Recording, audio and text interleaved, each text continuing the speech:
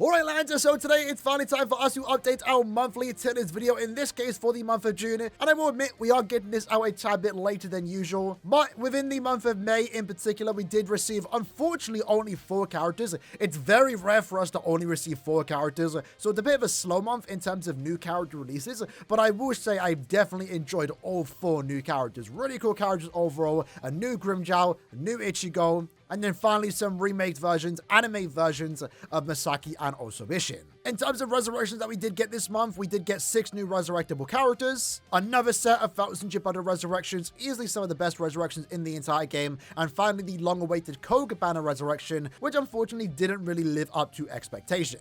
With that said, then we're going to be putting them on our tier list for today's video. And as always, when it comes to the ranking of our characters, what we do rank here, what we value more so, is their damage, usability, and of course also survivability. If you're good in all 3 things, likely you are going to be at the top of the list. Starting with the video for today, though, we have the hot tier list, and I will say I'm not making any changes in terms of characters I'm demoting. I will definitely be doing that next month though. For this tier list video in particular, we're only adding new characters to the list. And in this case, within the hot tier list, there's no one to add. We didn't get a single hot character resurrected. We didn't get a single new hot character at all. Kind of expected, because again, we only got 4 characters this month. This potentially leads me to expect that in the month of June, the upcoming mid-month banner, and of course also end-of-month banner, which is most likely going to be swimsuit characters, very likely 2 out of the 6 characters that we should be getting are going to be hot characters. We are scheduled, as always, a limit breaker character at the end of the month, which usually end up being some of the best characters in the entire game. Wouldn't be surprised if this month it's a hot or a speed character. It's either 50-50 for me. So unfortunately for today's video, nothing to add on the hot tier list, but I'm definitely assuming here that we will be adding some characters next month for the month of July. That then takes us into the power attribute. In this case, we received 2 new resurrectable characters and 2 new characters. Great month for the power attribute, which is definitely something that I'm kind of excited about, because power does need more good characters, and we're finally starting to get that to a certain extent. In terms of resurrectable characters, first up we have Ginrei. Now Ginrei essentially is kind of staying the exact place he is, in B tier. Maybe if anything you can rank him up a tad bit higher. Ginrei got a very simple resurrection, just overall more damage output, doesn't really change how he is going to play, and that's kind of okay. He has always been a good-ish character for the ranged holo guild quest. That's the only place you can use a character like this, and thanks to his damage buffs that he did get, I believe like around 50% more normal attack damage, it does mean that of course he is hitting a tad bit harder, 50% more. Now obviously with resurrections, they do get 2 soul traits, his originally being 20% damage reduction, then picking up 20% more damage when at full stamina. Doesn't really make sense for a character like this where a link stops you from taking damage or lessens the damage that you do take. It's kind of counterintuitive as a soul trait. Having said that, I don't think it's that bad of a soul trait, mainly if you look at it as a extra multiplier, right? A soul trait like this, disregarding the DR aspects, 20% more normal attack damage at full stamina is better than a normal 20% normal attack damage soul trait. It's a different multiplier. Stacks it a bit different. So at first glance, you might think, what a terrible soul trait. And in terms of a resurrection soul trait, technically it is, because you're only really ever benefiting from 1 at a time. But the 20% more normal attack damage when at full stamina is a good soul trait, even if you just look at that aspect alone, and that can be a good link. As a character, again, he basically plays the exact same, just does around 50% more normal attack damage. I will say though, obviously we did get the recent resurrections this morning, and Lige in particular obviously is sitting in B tier. We're going to move him up. We're going to move him up, but not right now. I'm getting it out a tad bit later. He'll be included in next month's tier list, but he's obviously did get a very good resurrection. He'll definitely be moving up, but again, not in today's video. A character that did also get a resurrection, of course, is Ugrim. Now, Ugrim is more of a Brave Battle character, and the skills that he did get is more Brave Battle centered. So a tier list like this, where we are judging their performance in PVE content, everything but Brave Battles essentially, yeah, he's not really going to be moving up at all, right? He essentially plays the exact same. Again, kind of more damage. I believe he did get an immunity, but essentially once more kind of plays the exact same. That's not entirely bad though, because again, he is a Brave Battle character, and I think he's a lot better in Brave Battles. But this ain't a Brave Battle tennis. That'll be coming soon. But now it's finally time to talk about the new characters. First up, we have Vised Ichigo.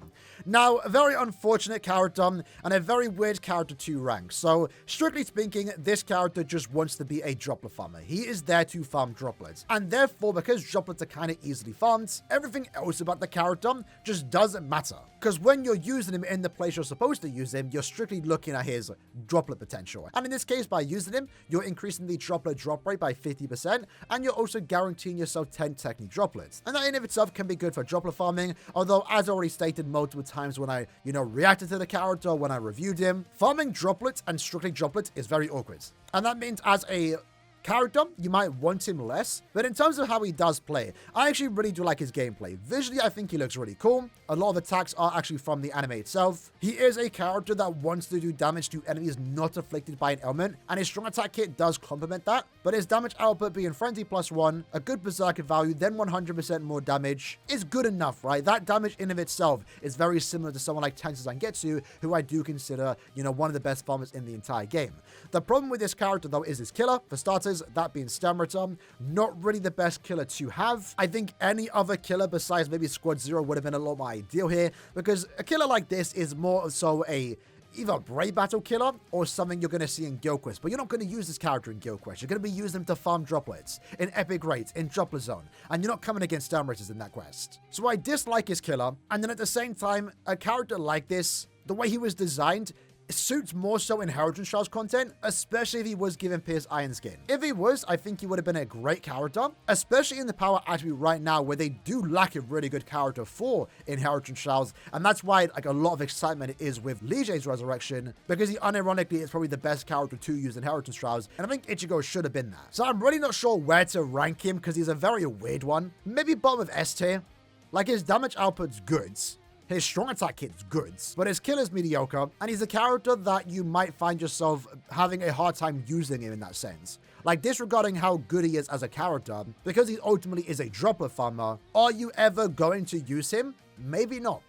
I think for now, for the time being, bottom of S tier. Maybe you could say top of A, but I definitely think he's a bit more usable and better than someone like Yumachika and Mayuri. Maybe bottom of S makes more sense for him, but he definitely could have been a lot higher had he been given Pierce Iron Skin, had he been given a better killer. Maybe if he just wasn't a droplet farmer, and instead he was a super Linksaw farmer, he might have even pushed SS tier. Very close to being a very, very, very good character. Unfortunately, just a few things about him do hold him back. What isn't holding him back, though, is his mum, Masaki, finally getting a new anime character, and in my opinion, she's a very, very good character. She's one of those characters, though, that strictly wants to be used in Guild Quest, while the skills that she does have doesn't really restrict her to being used in Guild Quest. You definitely can use her outside of Guild Quest, but if you are someone that has a large character collection like myself, with many other options for every piece of content, she's definitely a character that I'm only ever going to use in Guild Quest content, and that's fine. She is a range Espada killer, which is definitely something we've been needing for that Guild Quest phase, as our previously good character for that phase is essentially only Okiura, the renewed version, who is coming up to almost 2 years old, which is kind of crazy to think about, right? New characters to use in Guild Quest is never a bad thing, and her damage output's actually very, very good.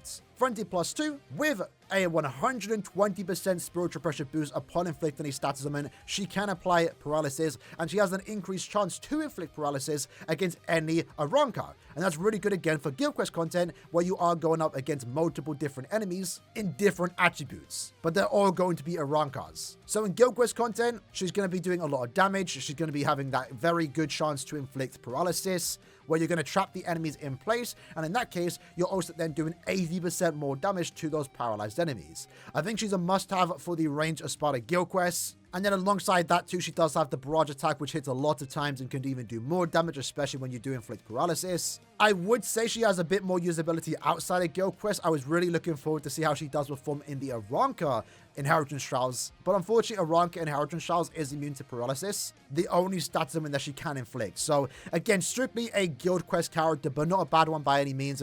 Good strong attack, damage overall. I would probably say top of S.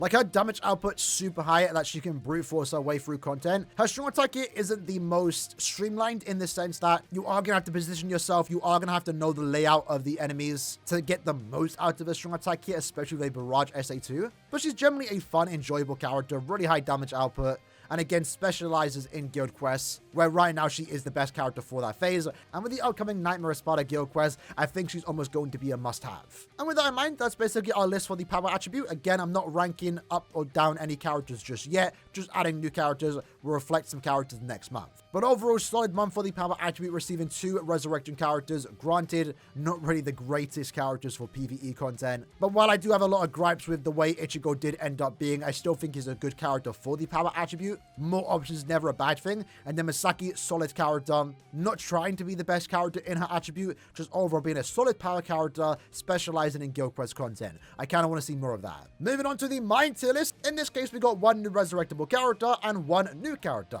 In this case, the character that did receive his resurrection was Koga, a character I've been hyping up. I know a lot of people were looking forward to his resurrection, and it didn't quite hit the mark. I don't entirely think it's a bad resurrection to a certain extent. The biggest thing about his resurrection was the soul trait being 40% recharge, and we were really hoping he picked up a good secondary soul trait, and in this case, instead of picking a good soul trait, Caleb gave him low stamina damage, which in of itself, after it's been like a few weeks since he has resurrected, it's not that big of a deal. The mind attribute as a whole has access to really good soul traits, where even if Koga did get a good soul trait, sure, I would use it, but it doesn't make that much of a difference on my account. And to be fair, while low stamina damage is a very unconventional build, you very rarely ever do that, having the options is never a bad thing, and having a 14% recharge with low stamina, I guess is nice, especially because when it comes to 14% recharge and full stamina damage soul traits, we have access to Tensor. So it's not like the attribute doesn't have a link that we wanted with Koga, but now it's nice to know that if you want to go with low stamina or full stamina, you have two 14% recharge options. Currently, Koga sitting in B tier, and his resurrection makes him a tad bit better, but nothing super crazy. If anything, we're going to move him a tad bit. And I also now just realized that I forgot to include Candace's resurrection in our last tier list. So I'm going to have to go ahead and update the graphic for her next month.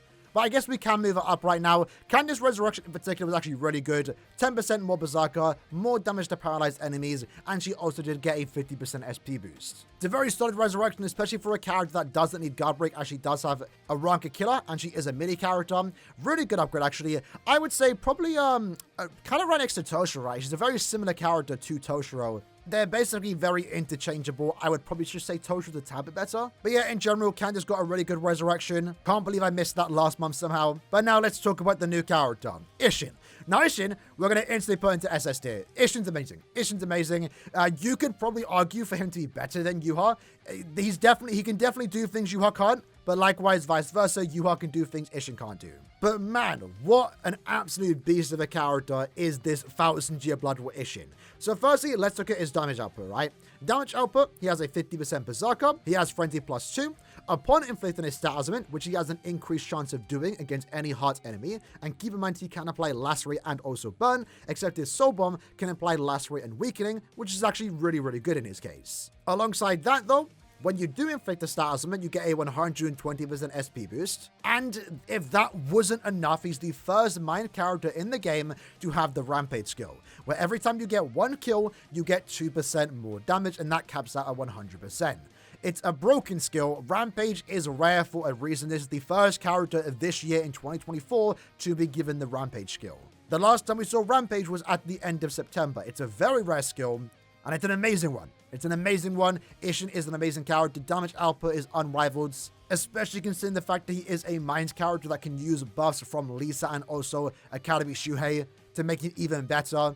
And then he also has a good strong attack here. His SA1 is a lunge, SA2 is a tracking vortex, and SA3 is a full screen. Very solid strong attack hit that is excelled because of his damage output. If you saw our recent showcase, we actually used him in Nightmare Guild Quest, and he made very quick work of the Nightmare Quincy Guild Quest, and as of right now, he's the only character at 1.5 that can solo Nightmare Guild Quest, which is absolutely crazy. What I like most about Ishin as a character is that he is a Quincy killer, because as you'll see it in the SS tier, and truth be told, even in S tier, but he just fits right in. He just fits right in. Yes, he's another broken Mind character. I do think Mind needed a character like him, like another great one, but he also doesn't collide with any other character, given that he has a different killer effect, right? If you are someone that owns White, Ishin, and also Yuha, I mean, they have different killers, and I also now just realized that White has an Aaroniero killer, so we're gonna have to go and change that next month. I'm noticing a lot of mistakes on my graphics right now. My bad. But White and Yuha have a bit of crossover, given that they're both merely no affiliation killers, but they both have two killers, right? So you can kind of forgive one of the killers having a bit of crossover. But Ishin just slides in very nicely, right? He's a great Mind character, has access to a lot of great team buffs. He's the best character for a particular guild quest phase, that being the merely Quincy guild quest,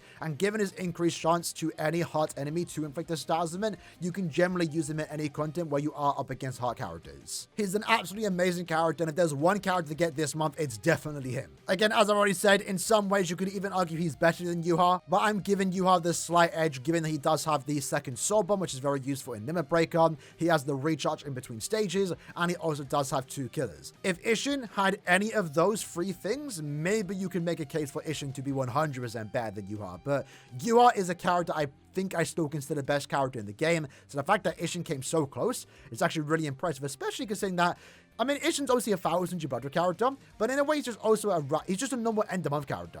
You know, White and Yuha are anniversary, end of year characters. They were given special treatment, right? Ishin is just a solid, good character, an amazing character, in fact. So very happy to add him onto the list. Easily an SS tier character. In a way, can be seen as a must-have. Very fun character. Very happy to finally have Ishin in his new 1000 Year Blood War anime design. That then takes us into the speed attribute. In this case, we received 1 new resurrectable character and 1 new character. Our resurrectable character in question is Bazby, who got a very, very good upgrade. It was shocking how good it was. More Berserker. He already had an increased chance to inflict stat limits, so there was a big hope here that he would get a 50% SP boost, because that would work very well with his increased chance. And in this case, he got exactly that. But also at the same time, his resurrection being a tad bit revolutionary, given that he also does have guard break. He is a melee Aaroniero killer, so when he has killer, he doesn't need guard break, but since they did give him guard break, it means he's more usable when he doesn't have killer. He got a very solid damage increase, more damage to burning enemies too, but he got exactly what you wanted in a resurrection. And at the same time, set high expectations for following resurrections, and those expectations are definitely being met, as again, Gremmy, Lige, and then now also got resurrected this morning, but we're going to reflect their upgrades in next month's tier list. Bazby, overall, very good resurrection. More good resurrections to come. Currently, he is sitting in B tier, but I think we definitely got to knock him up a tad bit. Dare I say, like, bottom of S? Like, dare I say bottom of S? He's honestly a good resurrection. We're going to do that. We're going to put him bottom of S. Solid resurrection. You can't ask for any more. Well, you can. You could ask for more damage, but he got a good damage increase. And I believe there are Aaroniero enemies in Inheritance Trials right now, so I might have to test them out and see how he does perform. For our newest character of the month, though, we did get a new Grimmjow. A Fierce Battle Grimmjow. Really cool art. Cool character.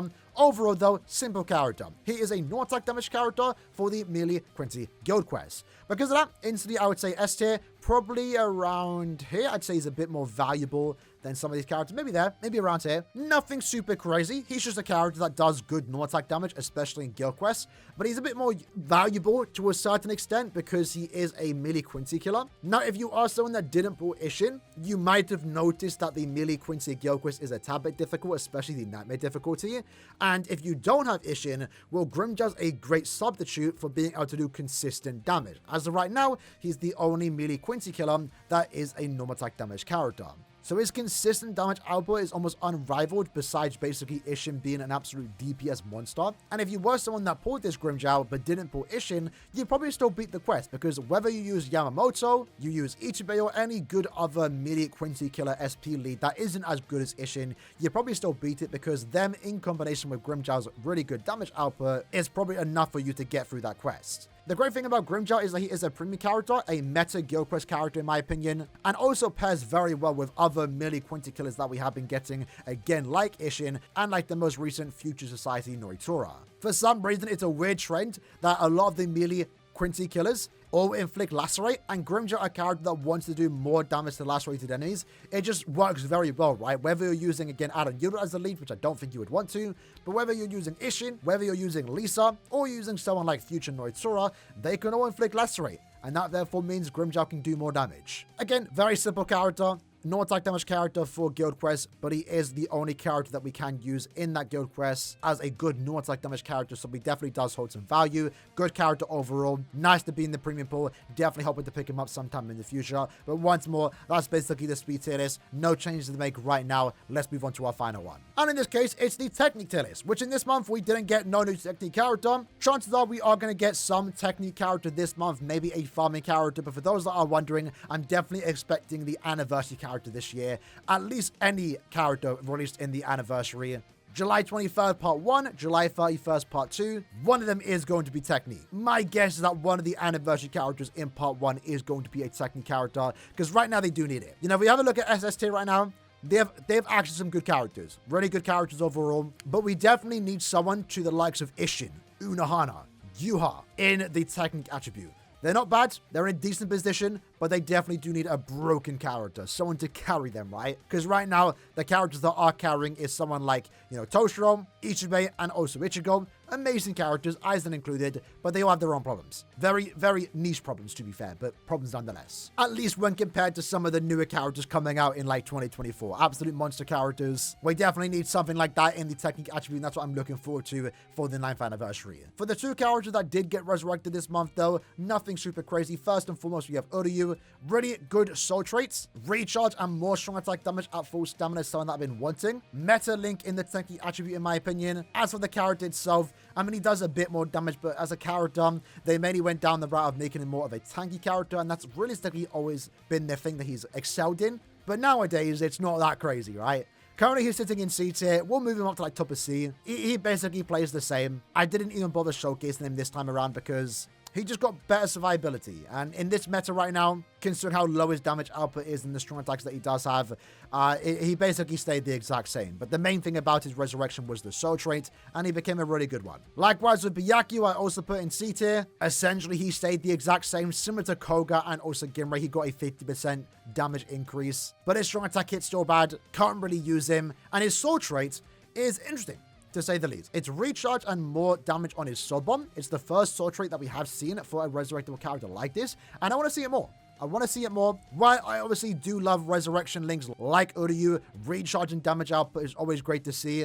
But as someone that, again, I'm maybe in a privileged spot where I own a lot of these resurrectable characters, if some future character was to pick up recharge and strong attack damage, I mean, I already got plenty of those links. I don't need them. So I don't mind when Caleb start to experiment a tad bit and give us these potential decent links, even if they are albeit a tad bit niche. Recharge and special move damage might not be the greatest thing, but sometimes I like to do like crazy damage numbers. I did it with Unohana, and I might have to do it again in the future once we do get free soul traits like this in the speed attribute. As of right now, I definitely rather Caleb experiment more with soul traits than just give us the standard recharge or strong attack damage, but at the same time, still giving us those links is never a bad thing. Either way though, that's basically our technique tier list. Again, no changes I'm making right now, but with that, that's basically our tier list overall, right? For a month where we only received 4 characters, I think it was a solid month. Again, I'm massive fans of the 4 characters they did choose, but I'm hoping to never see any 4 character months ever again. I don't mind when the rare odd mid-month and end of month ends up being 2 characters, but never back to back.